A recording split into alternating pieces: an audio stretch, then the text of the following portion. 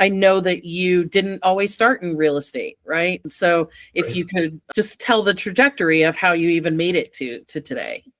There's a bunch of things in your story that you started with that really resonated with me and sort of pinged off of my memory and my story.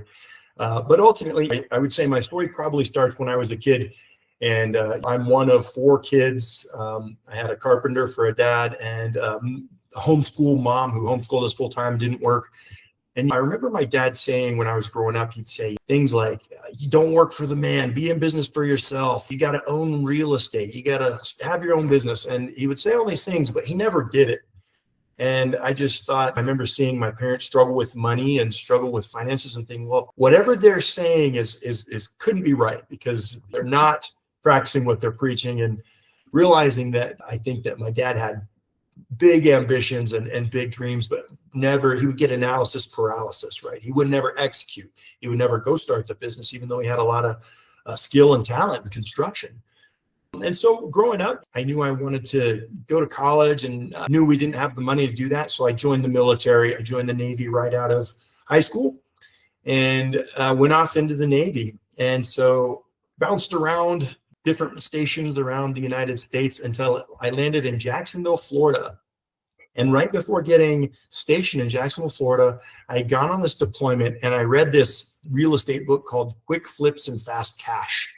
And it was all about wholesaling real estate. So if you're not familiar with wholesaling, it's you put a house under contract or a piece of real estate under contract, and you sell that contract for a fee. You assign it to an end buyer or investor.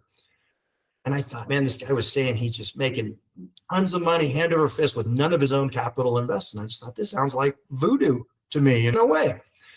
I became obsessed. I started reading tons of books. I was in the Middle East in a tent with another, trying to study at night.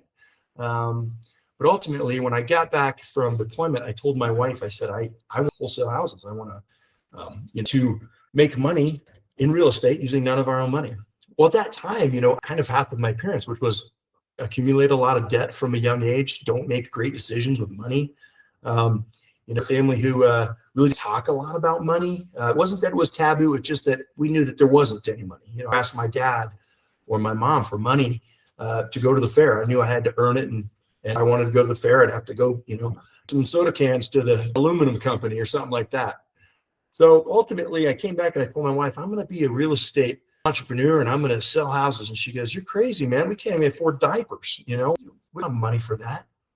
And I told her, I said, well, give me $200 in 2 months and I'm going to do a real estate transaction, I'll wholesale a house. And she said, I'll give you $100 in 1 month. And if you can't do it, you got to forget this nonsense and continue focusing on your military career. Just promote in your job, in your W-2 so that you can, money to pay our bills and continue in the rat race, right? So I got a bunch of signs. I wrote on them like a second grader, houses for cash, and I stuck them all over Jacksonville. And the phone rang off the hook. And I closed my first deal. This was September of, I think, 2010. Yeah, September 2010. Closed my first deal in 29 days. And I made a wholesale fee of $600. And I did a lot of work for that $600. And people say, well, $600, Brandon, that's ridiculous. That's right. Chump change. To me, that $600 to this day is the greatest $600 that I've made. And the reason is because I proved to myself, I removed self-doubt.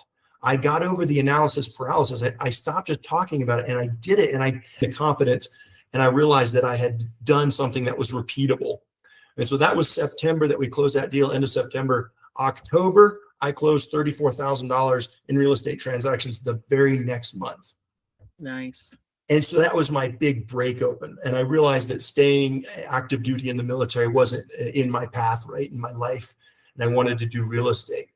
But in your story, you talked about leaving the room too soon. And I think a lot of us, I'm a confident person. I have a lot of trust in myself.